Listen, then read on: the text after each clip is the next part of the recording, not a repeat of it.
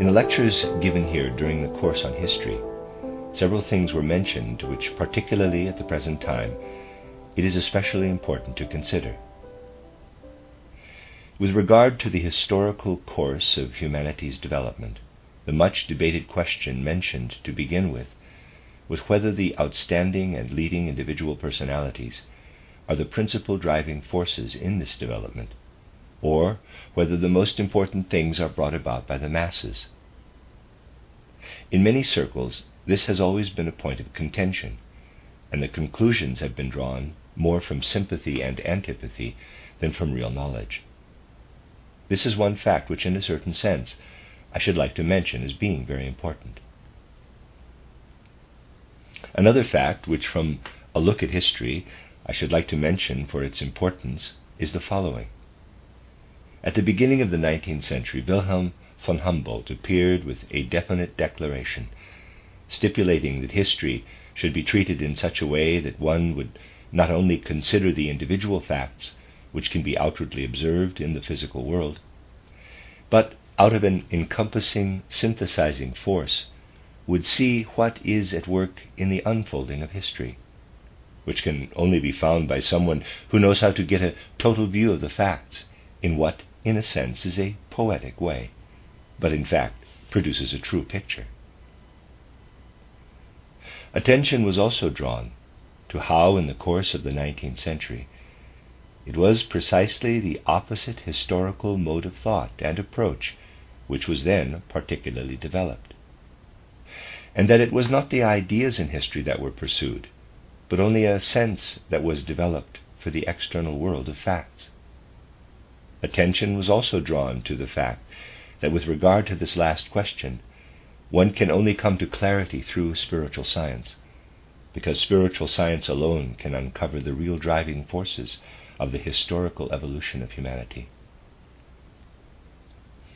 A spiritual science of this kind was not yet accessible to Humboldt.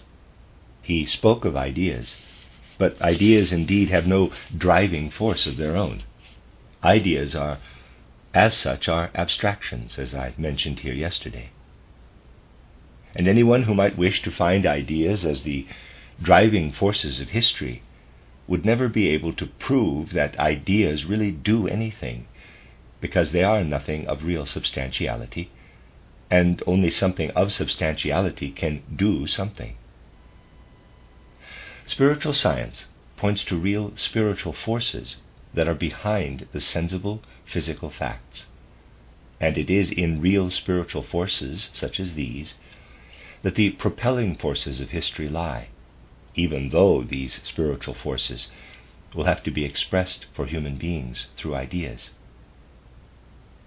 But we come to clarity concerning these things only when, from a spiritual scientific standpoint, we look more deeply into the historical development of humanity, and will do so today in such a way that through our considerations certain facts come to us, which precisely for a discerning judgment of the situation of modern humanity will prove to be of importance. I have often mentioned that spiritual science, if it looks at history, would actually have to pursue a symptomatology constituted from the fact that one is aware that behind what takes its course as the stream of physical sensible facts lie the driving spiritual forces.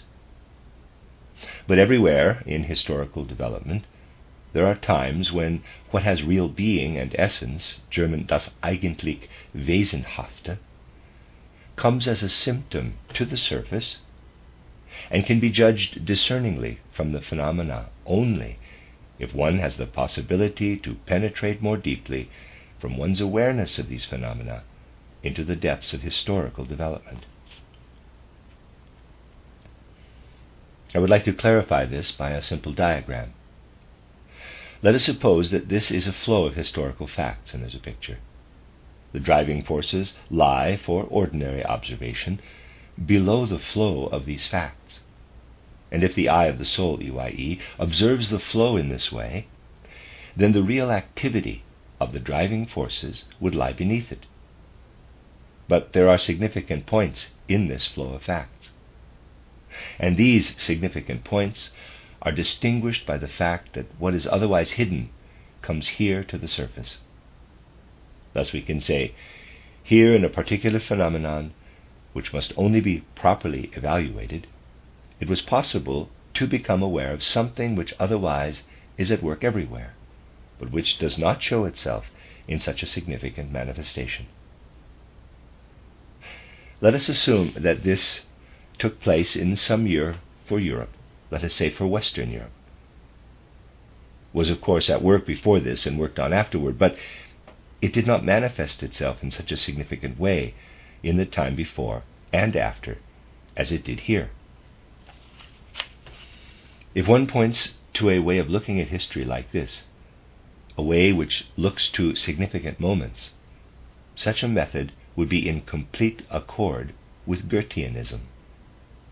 For Goethe wished in general that all perception of the world should be directed to significant points, and then, from what could be seen from such points, the remaining content of world events be recognized.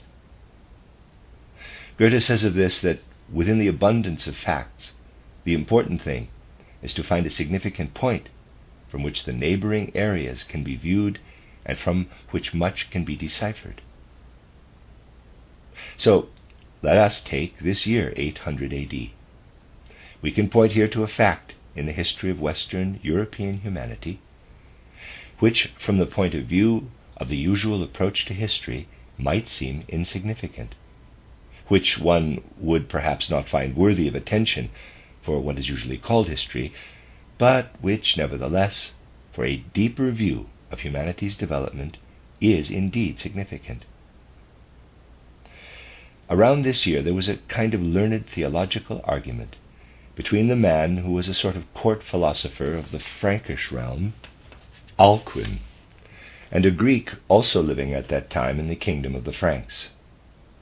The Greek, who was naturally at home in the particular soul constitution of the Greek peoples, which he had inherited, had wanted to reach a discerning judgment of the principles of Christianity, and had come to the conception of redemption. He put the question, to whom, in the redemption through Christ Jesus, was the ransom actually paid? He, the Greek thinker, came to the solution that the ransom had been paid to death. Thus, in a certain sense, it was a sort of redemption theory that this Greek developed from his thoroughly Greek mode of thinking, which was now just becoming acquainted with Christianity. The ransom was paid to death by the cosmic powers. Alcuin, who stood at that time in that theological stream, which then became the determining one for the development of the Roman Catholic Church of the West, debated in the following way about what the Greek had argued. He said, ransom can only be paid to a being who really exists, but death has no reality. Death is only the outer limit of reality. Death itself is not real, and therefore the ransom money could not have been paid to death. Now, criticism of Alcuin's way of thinking is not what matters here, for to someone who, to a certain extent, can see through the interrelations of the facts, the view that death is not something real resembles the view which says cold is not something real. It is just a decrease in warmth. It is only a lesser warmth. Because the cold isn't real, I won't wear a winter coat in winter because I'm not going to protect myself against something that isn't real. But we will leave that aside. We want rather to take the argument between Alcuin and the Greek purely positively, and will ask what was really happening there. For it is indeed quite noticeable that it is not the concept of redemption itself that is discussed. It is not discussed in such a way that in a certain sense both personalities, the Greek and the Roman Catholic theologian, accept the same point of view, but in such a way that the Roman Catholic theologian shifts the standpoint entirely before he takes it up at all. He does not go on speaking in the way he had just done, but moves the whole problem into a completely different direction. He asks, is death something real or not? and objects that indeed death is not real. This directs us at the outset to the fact that two views are clashing here, which arise out of completely different constitutions of soul. And indeed this is the case. The Greek continued, as it were, the direction which in the Greek culture had basically faded away between Plato and Aristotle. In Plato there was still something alive of the ancient wisdom of humanity, that wisdom which takes us across to the ancient Orient, where indeed in ancient times a primal wisdom had lived, but which had then fallen more and more into decadence. In Plato, if we are able to understand him properly, we find the last offshoots, if I can so call them, of this primal Oriental wisdom. And then, like a rapidly developing metamorphosis, Aristotelianism sets in, which fundamentally presents a completely different constitution of soul from the Platonic one. Aristotelianism represents a completely different element in the development of humanity from Platonism. And if we follow Aristotelianism further, it too takes on different forms, different metamorphoses, but all of which have a recognizable similarity. Thus we see how Platonism lives on like an ancient heritage in this Greek, who has to contend against Alcuin, and how in Alcuin, on the other hand, Aristotelianism is already present. And we are directed, by looking at these two individuals, to that fluctuation which took place on European soil between two, one cannot really say worldviews, but two human constitutions of soul, one of which has its origin in ancient times in the Orient, and another which we do not find in the Orient, but which, entering in later, arose in the central regions of civilization and was first grasped by Aristotle. In Aristotle, however, this only sounds a first quiet note, for much of Greek culture was still alive in him. It develops then with particular vehemence in the Roman culture, within which it had been prepared long before Aristotle, and indeed before Plato. So that we see how, since the 8th century BC, on the Italian peninsula, a particular culture, or the first hints of it, was being prepared alongside that which lived on the Greek peninsula as a sort of last offshoot of the Oriental constitution of soul. And when we go into the differences between these two modes of human thought, we find important historical impulses.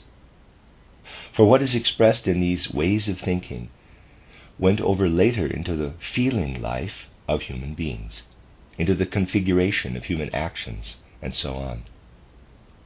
Now, we can ask ourselves, so what was living in that which developed in ancient times as a worldview in the Orient, and which then, like a latecomer, found its last offshoots in Platonism, and indeed still in Neoplatonism?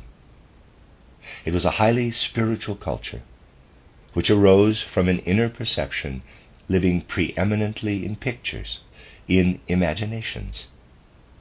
But pictures not permeated by full consciousness, not yet permeated by the full I consciousness of human beings. In the spiritual life of the ancient Orient, of which the Veda and Vedanta are the last echoes, stupendous pictures opened up of what lives in the human being as the spiritual.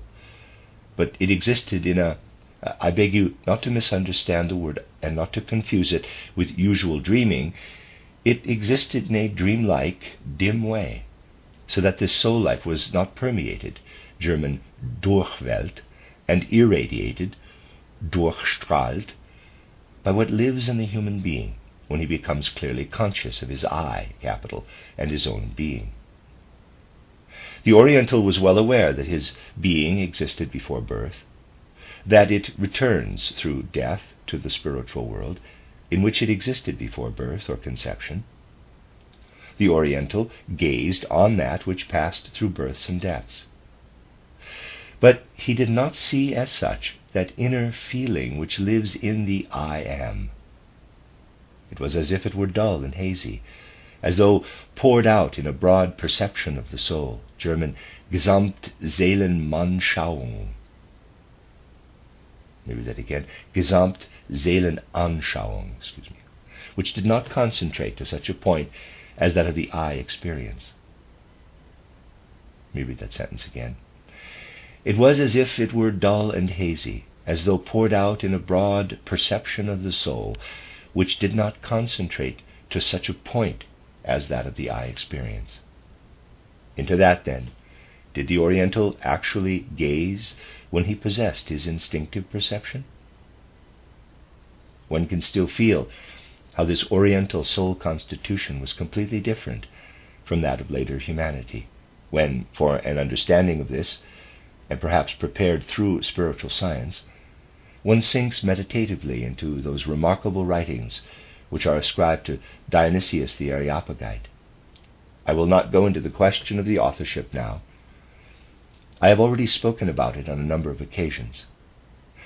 Nothingness, German das Nichts, is still spoken of there as a reality, and the existence of the external world, in the way one views it in ordinary consciousness, is simply contrasted against this nothingness as a different reality.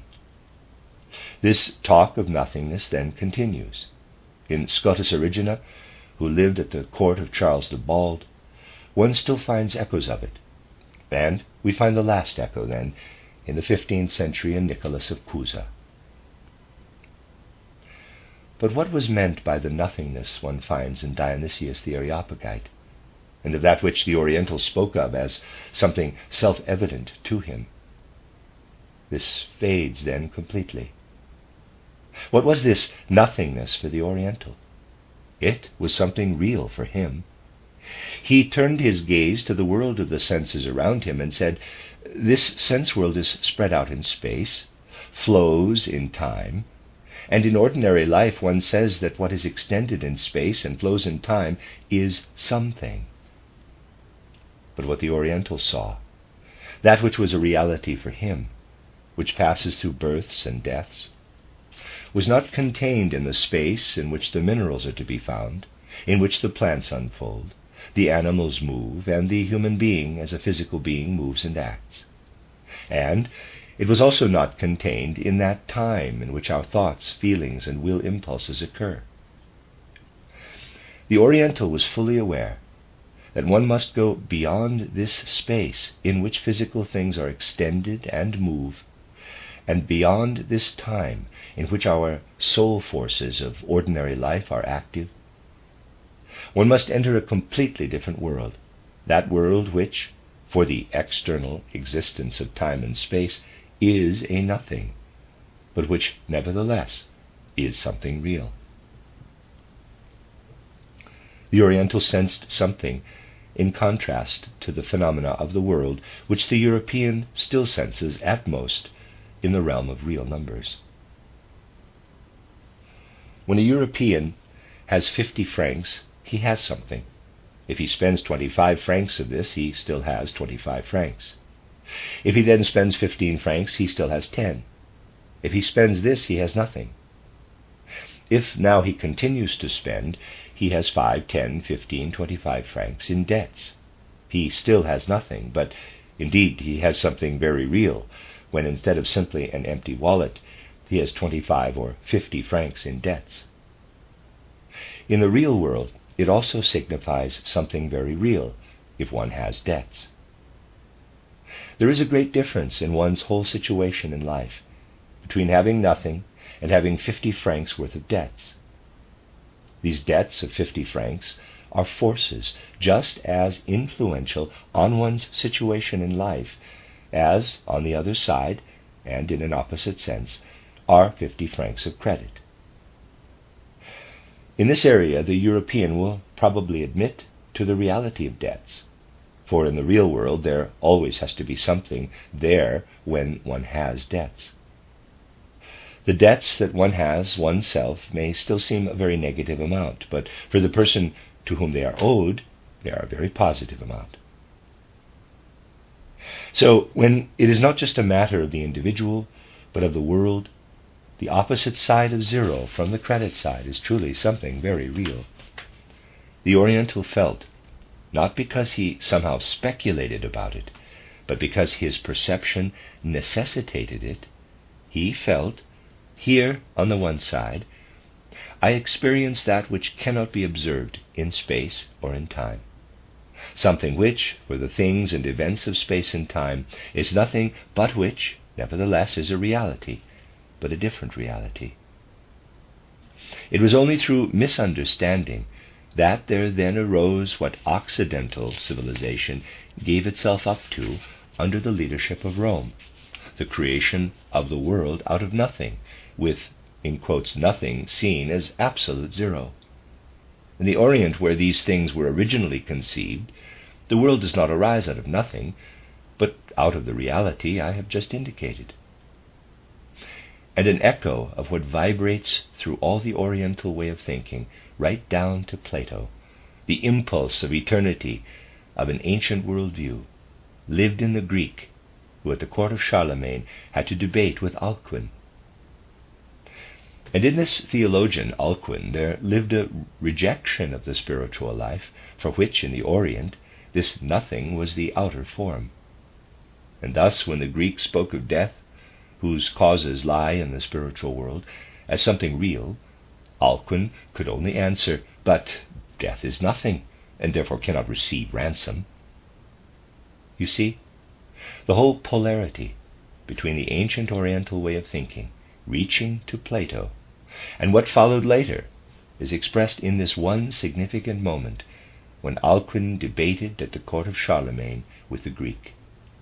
For what was it that had meanwhile entered into European civilization since Plato, particularly through the spread of Romanism?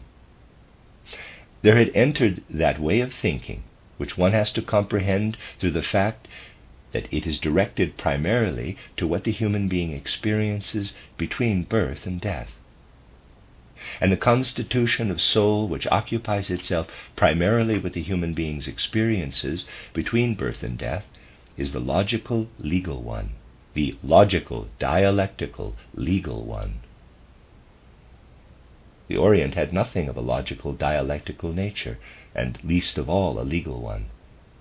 The Occident brought logical, legal thinking so strongly into the Oriental way of thinking that we ourselves find religious feeling permeated with a legalistic element. In the Sistine Chapel in Rome, painted by the master hand of Michelangelo, we see looming toward us Christ as judge, giving judgment on the good and the evil. A legal dialectical element has entered into the thoughts concerning the course of the world. This was completely alien to the Oriental way of thinking. There was nothing there like guilt and atonement or redemption. For in this Oriental way of thinking was precisely that view of the metamorphosis through which the eternal element in the human being transforms itself through births and deaths. There was that which lives in the concept of karma. Later, however, everything was fixed into a way of looking at things which is actually only valid for and can only encompass life between birth and death. But this life between birth and death was just what had evaded the Oriental. He looked far more to the core of man's being. He had little understanding for what took place between birth and death. And now within this Occidental culture, the way of thinking which comprehends primarily what takes place within the span between birth and death increased, and did so, through those forces possessed by the human being, by virtue of having clothed his soul and spirit nature with a physical and etheric body. In this constitution, in the inner experience of the soul and spirit element, and in the nature of this experience, which arises through the fact that one is submerged with one's soul and spirit nature in a physical body, comes the inner comprehension of the I, capital. This is why it happens in the Occident that the human being feels an inner urge to lay hold of his I as something divine, we see this urge to comprehend the I as something divine arise in the medieval mystics, in Eckhart, in Tauler, and in others. The comprehension of the I crystallizes out with full force in the middle or central culture. Thus we can distinguish between the Eastern culture, the time in which the I is first experienced but dimly, and the middle or central culture, primarily that in which the I is experienced. And we see how this I is experienced in the most manifold metamorphoses. First of all, in that dim, dawning way in which it arises in Eckhart, Tauler, and other mystics, and then more and more distinctly during the development of all that can originate out of this I culture. We then see how, within the I culture of the center, another aspect arises. At then end of the 18th century, something comes to the fore in Kant. Read that again. At the end of the 18th century, something comes to the fore in Kant, which, fundamentally, cannot be explained out of the onward flow of this I culture. For what is it that arises through Kant?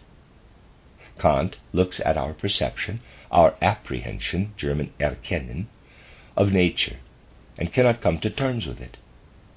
Knowledge of nature for him breaks down into subjective views. He does not penetrate as far as the I, despite the fact that he continually speaks of it, and even in some categories, in his perceptions of time and space, would like to encompass all nature through the I. Yet he does not push through to a true experience of the I. He also constructs a practical philosophy with the categorical imperative which is supposed to manifest itself out of unfathomable regions of the human soul. Here again, the I does not appear. In Kant's philosophy it is strange. The full weight of dialectics, of logical, dialectical, legal thinking is there, in which everything is tending toward the I, but he cannot reach the point of really understanding the I philosophically. There must be something preventing him here.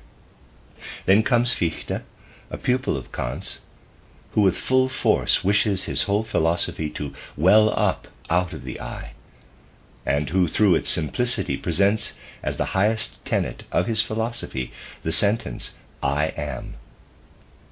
And everything that is truly scientific must follow from this I am. One should be able, as it were, to deduce, to read from this I am an entire picture of the world. Kant cannot reach the I am. Fichte immediately afterward, while still a pupil of Kant's, hurls the I am at him, and everyone is amazed. This is a pupil of Kant's speaking like this, and Fichte says, as far as he can understand it, Kant, if he could really think to the end, would have to think the same as me. It is so inexplicable to Fichte that Kant thinks differently from him, that he says, if Kant would only take things to their full conclusion, he would have to think as I do. He too would have to come to the I am.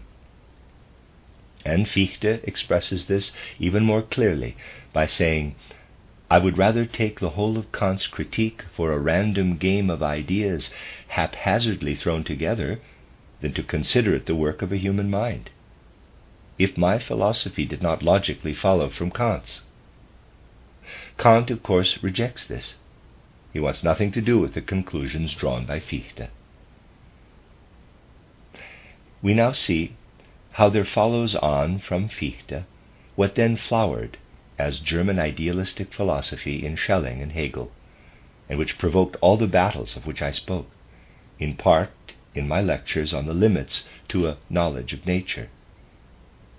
But we find something curious. We see how Hegel lives in a crystal-clear mental framework of the logical, dialectical, legal element, and draws from it a worldview. But a worldview that is interested only in what occurs between birth and death. You can go through the whole of Hegel's philosophy, and you will find nothing that goes beyond birth and death. It confines everything in world history, religion, art, and science solely to experiences occurring between birth and death. What then is the strange thing that happened here? Now, what came out in Fichte, Schelling, and Hegel, this strongest development of the central culture in which the I came to full consciousness, to an inner experience, was still only a reaction, a last reaction to something else. For one can understand Kant only when one bears the following properly in mind. I am coming now to yet another significant point, to which a great deal can be traced. You see, Kant was still, this is clearly evident from his earlier writings, a pupil of the rationalism of the 18th century, which lived with genius in Leibniz and pedantically in Wolff. One can see that for this rationalism, the important thing was not to come truly to a spiritual reality. Kant therefore rejected it, this thing in itself, as he called it. But the important thing for him was to prove, sure proof. Kant's writings are remarkable also in this respect. He wrote his Critique of Pure Reason, in which he is actually asking, quote, how must the world be so that things can be proved in it, close quote. Not, quote, what are the realities in it, close quote. But he actually asks, quote, how must I imagine the world so that logically, dialectically, I can give proofs in it, close quote.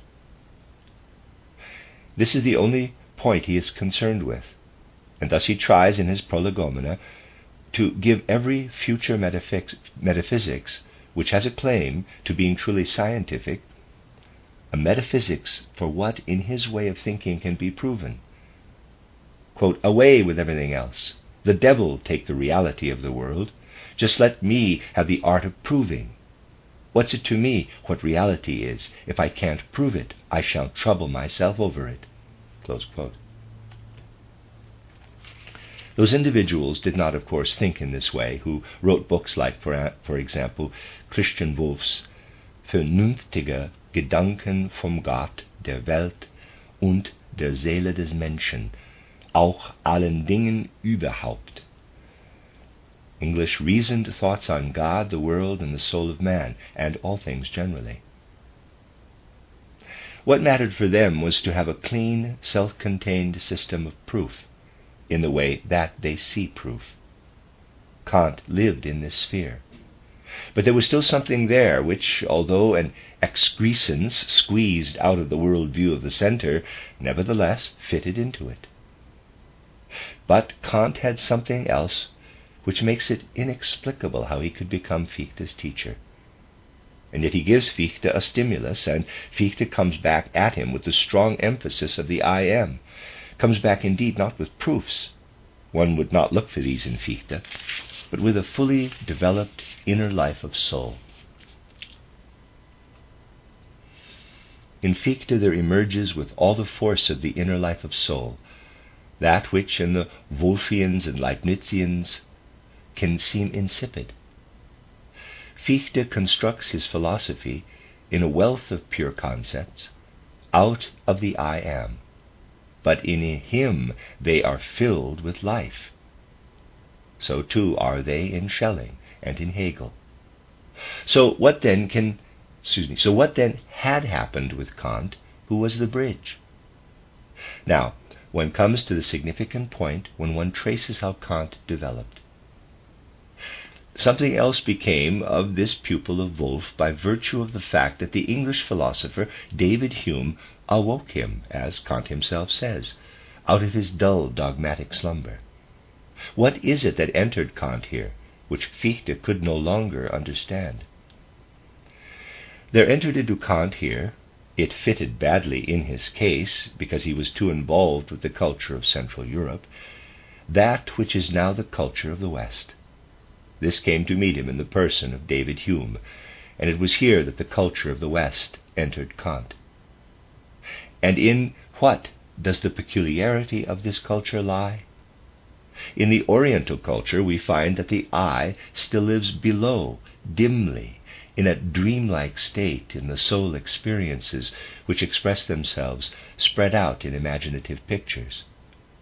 In the Western culture, we find that in a certain sense the I is smothered, German erdrückt, by the purely external phenomena, German Tatsachen. The I is indeed present, and is present not dimly, but bores itself into the phenomena. And here, for example, people develop a strange psychology. They do not talk here about the soul life in the way Fichte did, who wanted to work out everything from the one point of the I, but they talk about thoughts which come together by association. People talk about feelings, mental pictures, and sensations, and say these associate, and also will impulses associate. One talks about the inner soul life in terms of thoughts which associate. Fichte speaks of the I. This radiates out thoughts. In the West, the I is completely omitted because it is absorbed, soaked up by the thoughts and feelings which one treats as though they were independent of it, associating and separating again. And one follows the life of the soul as though mental pictures linked up and separated. Read Spencer, read John Stuart Mill, read the American philosophers. When they come to talk of psychology, there is this curious view that does not exclude the I, as in the Orient, because it is developed dimly there, but which makes full demand of the I, letting it, however, sink down into the thinking, feeling, and willing life of the soul. One could say, in the Oriental, the I is still above thinking, feeling, and willing. It has not yet descended to the level of thinking, feeling, and willing. In the human being of the Western culture, the I is already below this sphere. It is below the surface of thinking, feeling, and willing, so that it is no longer noticed, and thinking, feeling, and willing are then spoken of as independent forces. And there's a drawing. This is what came to Kant in the form of the philosophy of David Hume. Then the central region of the earth's culture still set itself against this with all force in Fichte, Schelling, and Hegel. After them, the culture of the West overwhelms everything that is there with Darwinism and Spencerism. One will only be able to come to an understanding of what is living in humanity's development if one investigates these deeper forces. One then finds that something developed in a natural way in the Orient, which actually was purely a spiritual life. In the central areas, something developed which was dialectical legal, which actually brought forth the idea of the state, because it is to this that it can be applied. It is such thinkers as Fichte, Schelling, and Hegel who, with enormous sympathy, construct a unified image, German Gebilde, of the state.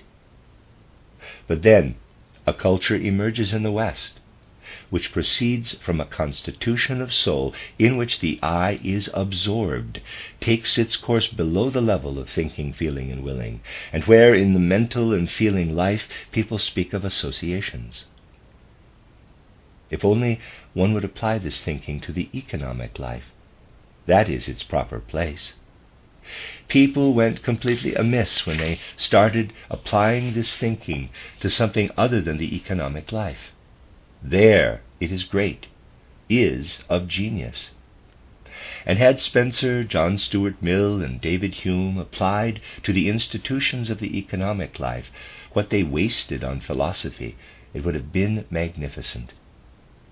If the human beings living in Central Europe had limited to the state what is given them as their natural endowment, and if they had not at the same time also wanted thereby to include the spiritual life and the economic life, something magnificent could have come out of it. For with what Hegel was able to think, with what Fichte was able to think, one would have been able, had one remained within the legal political configuration, which in the threefold organism we wish to separate out as the structure of the state, to attain something truly great. but because there hovered before these minds the idea that they had to create a structure for the state, which included the economic life and the spiritual life, there arose only caricatures in the place of a true form for the state. And the spiritual life was, anyway, only a heritage of the ancient Orient. It was just that people did not know that they were still living from this heritage of the ancient East. The useful statements, for example, of Christian theology, indeed the useful statements still within our materialistic sciences, are either the heritage of the ancient East or a changeling of dialectical legal thinking, or are already adopted, as was done by Spencer and Mill, from the Western culture, which is particularly suited for the economic life. Thus the spiritual thinking of the ancient Orient had been distributed over the earth, but in an instinctive way that is no longer of any use today. Because today it is decadent, it is dialectical political thinking, which was rendered obsolete by the world catastrophe, World War I. For there was no one less suited to thinking economically than the pupils of Fichte, Schelling, and Hegel. When they began to create a state which, above all, was to become great through its economy, they had of necessity to fail, for this was not what, by nature, was endowed to them. In accordance with the historical development of humanity, spiritual thinking, political thinking, and economic thinking were apportioned to the East, the Center, and the West, respectively. But we have arrived at a point of humanity's development when understanding, a common understanding, must spread equally over all humanity. How can this come about? This can only happen out of the initiation culture, out of the new spiritual science, which does not develop one-sidedly, but considers everything that appears in all areas as a threefoldness that has evolved of its own accord. This science must really consider the threefold aspect also in social life, in this case as a threefoldness, encompassing the whole earth. Spiritual science, however, cannot be extended through natural abilities. It can only be spread by people accepting those who see into these things, who can really experience the spiritual sphere, the political sphere, and the economic sphere as three separate areas. The unity of human beings all over the earth is due to the fact that they combine in themselves what was divided between three spheres. They themselves organize it in the social organism in such a way that it can exist in harmony before their eyes. This, however, can only follow from spiritual scientific training. We stand here at a point where we must say, in ancient times, we see individual personalities. We see them expressing in their words what was the spirit of the time. But when we examine it closely, in the Oriental culture, for example, we find that fundamentally there lives instinctively in the masses. There lives instinctively in the masses a constitution of soul which in a remarkable, quite natural way was in accord with what these individuals spoke. This correspondence, however, became less and less. In our times we see the development of the opposite extreme. We see instincts arising in the masses which are the opposite of what is beneficial for humanity. We see things arising that absolutely call for the qualities that may arise in individuals who are able to penetrate the depths of spiritual science. No good will come from instincts, but only from the understanding that Dr. Unger also spoke of here, which, as is often stressed, every human being can bring toward the spiritual investigator if he really opens himself to healthy human reason. Thus there will come a culture in which the single individual, with his ever deeper penetration into the depths of the spiritual world, will be of particular importance, and in which the one who penetrates in this way will be valued, just as someone who works in some craft is valued. One does not go to the tailor to have boots made, or to the shoemaker to be shaved, so why should people go to someone else for what one needs as a worldview other than to the person who is initiated into it? And it is, indeed, just this that particularly today, in the most intense sense, is necessary for the good of human beings, even though there is a reaction against it, which shows how humanity still resists what is beneficial for it. This is the terrible battle, the grave situation in which we find ourselves. At no other time has there been a greater need to listen carefully to what individuals know concerning one thing or another, nor has there been a greater need for people with knowledge of specific subject areas to be active in social life, not from a belief in authority, but out of common sense, and out of agreement based on common sense. But, to begin with, the instincts opposite this, and people believe that some sort of good can be achieved from leveling everything. This is the serious battle in which we stand. Sympathy and antipathy are of no help here, nor is living in slogans. Only a clear observation of the facts can help. For today great questions are being decided, the questions as to whether the individual or the masses have significance. In other times this was not important, because the masses and the individual were in accord with one another. Individuals were, in a certain sense, simply speaking for the masses. We are approaching more and more that time when the individual must find completely within himself the source of what he has to find, and which he has then to put into the social life. And what we are now seeing is only the last resistance against this validity of the individual, and can ever larger and larger number of individuals.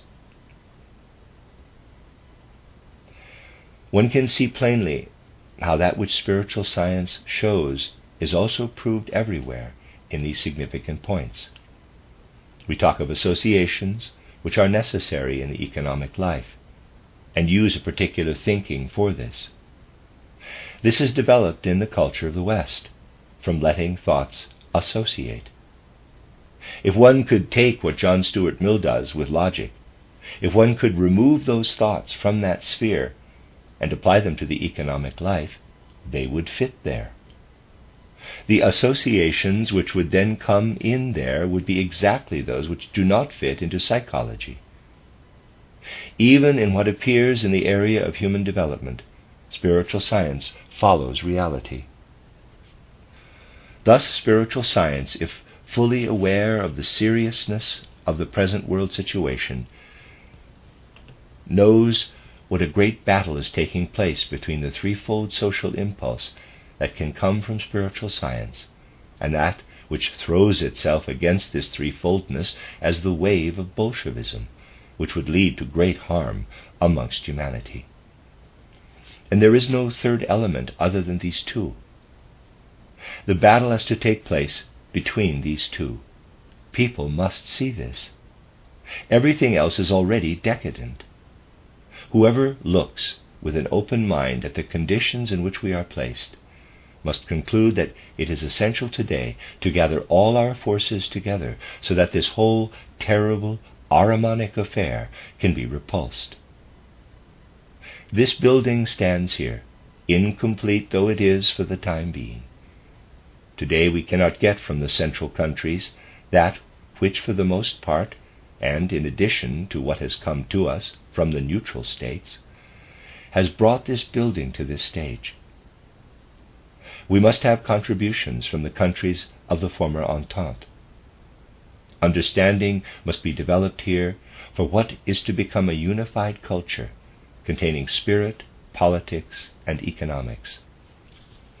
For people must get away from a one-sided tendency and must follow those who also understand something of politics and economics, who do not work only in dialectics, but also being engaged with economic impulses, have insight into the spiritual, and do not want to create states in which the state itself can run the economy. The Western peoples will have to realize that something else must evolve in addition to the special gift they will have in the future with regard to forming economic associations. The skill in forming associations has so far been applied at the wrong end, that is, in the field of psychology. What must evolve is understanding of the political state element, which has other sources than the economic life, and also of the spiritual element. But at present, the central countries lie powerless, so people in the western regions, one could not expect this of the Orient, will have to see what the purpose of this building is. It is necessary for us to consider what must be done so that real provision is made for a new culture that should be presented everywhere in the university education of the future. Here we have to show the way. In the foundation of the Waldorf schools, the culture has proved to be capable of bringing light into primary education. But for this we need the understanding support of the widest circles. Above all, we need the means. For everything which, in a higher or lower sense, is called a school, we need the frame of mind I have already tried to awaken at the opening of the Waldorf School in Stuttgart. I said in my opening speech there, quote, "There is one Waldorf School. It is well and good that we have it, but for itself it is nothing. It is only something if in the next quarter of a year we build 10 such Waldorf schools, and then others." Close quote. The world did not understand this. It had no money for such a thing. For it rests on the standpoint, oh, the ideals are too lofty, too pure for us to bring dirty money to them. Better to keep it in our pockets. That's the proper place for dirty money. The ideals, oh, they're too pure. One can't contaminate them with money. Of course, with purity of this kind, the embodiment of ideals cannot be attained if dirty money is not brought to them. And thus we have to consider that up to now we have stopped at one Waldorf school which cannot progress properly, because in the autumn we found ourselves in great money difficulties. These have been obviated for the time being, but at Easter we shall be faced with them again, and then after a comparatively short time we will ask, should we give up? And we shall have to give up if before then an understanding is not forthcoming which dips vigorously into its pockets. It is thus a matter of awakening understanding in this respect. I don't believe that much understanding would arise if we were to say that we wanted something for the building in Dornach, or some such thing, as has been shown already. But, and one still finds understanding for this today, if one wants to create sanatoria or the like, one gets money, and as much as one wants. This is not exactly what we want. We don't want to build a host of sanatoria. We agree fully with creating them as far as they are necessary, but here it is a matter, above all, of nurturing that spiritual culture whose necessity will indeed prove itself through what this course has attempted to accomplish. This is what I tried to suggest to give a stimulus to what I expressed here a few days ago in the words World Fellowship of Schools. Our German friends have departed, but it is not a question of depending on them for this world fellowship. It depends on those who, as friends, have come here, for the most part, from all possible regions of the non-German world, and who are still sitting here now, that they understand these words, World Fellowship of Schools, because it is vital that we found school upon school in all areas of the world, out of the pedagogical spirit which rules in the Waldorf school. We have to be able to extend this school until we are able to move into higher education of the kind we are hoping for here. For this, however, we have to be in a position to complete this building and everything that belongs to it, and be constantly able to support that which is necessary in order to work here, to be productive, to work on the further extension of all the separate sciences in the spirit of spiritual science. People ask one how much money one needs for all this. One cannot say how much, because there never is an uppermost limit. And of course we will not be able to found a World Fellowship of Schools simply by creating a committee of 12 or 15 or 30 people who work out nice statutes as to how a World Fellowship of Schools of this kind should work. That is all pointless. I attach no value to programs or to statutes, but only to the work of active people who work with understanding. It will be possible to establish this World Fellowship, well, we shall not be able to go to London for some time, in The Hague or some such place, if a basis can be created, and by other means if the friends who are about to go to Norway or Sweden or Holland or any other country, England, France, America, and so on, awaken in every human being whom they can reach the well-founded conviction that there has to be a World Fellowship of Schools. It ought to go through the world like wildfire, that a World Fellowship must arise to provide the material means for the spiritual culture that is intended here. If one is able in other matters, as a single individual, to convince possibly hundreds and hundreds of people, why should one not be able in a short time, for the decline is happening so quickly that we only have a short time, to have an effect on many people as a single individual, so that if one came to The Hague a few weeks later, one would see how widespread was the thought that, quote, the creation of a World Fellowship of Schools is necessary. It is just that there is no means for it, close quote. What we are trying to do from Dornach is an historical necessity. One will only be able to talk of the inauguration of this World Fellowship of Schools when the idea of it already exists. It is simply utopian to set up committees and found a World Fellowship. This is pointless.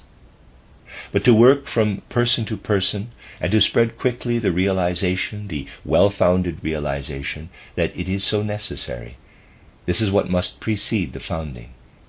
Spiritual science lives in realities. This is why it does not get involved with proposals of schemes for a founding, but points to what has to happen in reality. And human beings are indeed realities, so that such a thing has some prospects. So what is important here is that we finally learn from spiritual science how to stand in real life. I would never get involved with a simple utopian founding of the World Fellowship of Schools, but would always be of the opinion that this World Fellowship can only come about when a sufficiently large number of people are convinced of its necessity.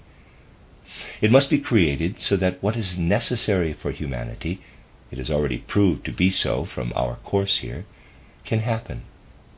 This World Fellowship of Schools must be created. Please see what is meant by this fellowship in all international life in the right sense. I would like in this request to round off today what, in a very different way in our course, has spoken to humanity through those who were here, and of whom we have the hope and the wish that they carry it out into the world. The World Fellowship of Schools can be the answer of the world to what was put before it like a question taken from the real forces of human evolution, that is, human history. So let what can happen for the World Fellowship of Schools, in accordance with the conviction you have been able to gain here, happen. In this there rings out what I wanted to say today.